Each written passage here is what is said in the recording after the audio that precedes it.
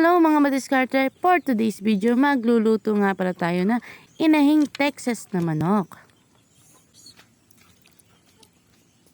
Tayo pinakuluan ko nga pala yung Texas na manok, bali 3 oras ko nga pala pinakuluan dahil ito ay makunat na. Tapos nagisa lang ako ng bawang, sibuyas at luyang dilaw. Igisa lang natin maigi, tapos ilagay na natin ang manok. Gigisa lang natin maigi hanggang sa mawala ang lansa nito. Tagal nga pala nitong lutuin na ating Texas na manok dahil ito ay may kunat at matanda na. Diba, kumakain din ba kayo nito? Naglagay nga lang ako ng paminta at ginsamig, dagdag pampalasa din sa ating manok. Muna ako maglalagay ng asin dahil nung nagpakulo tayo ay naglagay ako ng asin doon. Lagay nga lang ako ng pangalawang gata at dyan natin pakakatihin ang ating manok. Lagay din nga pala ako ng konting suka at yan, pag ganyan na, ilalagay na natin ang papaya.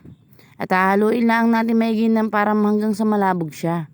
Parating ka sa video na to, paki-comment naman kung nakakain ka na din ba ng Texas na manok.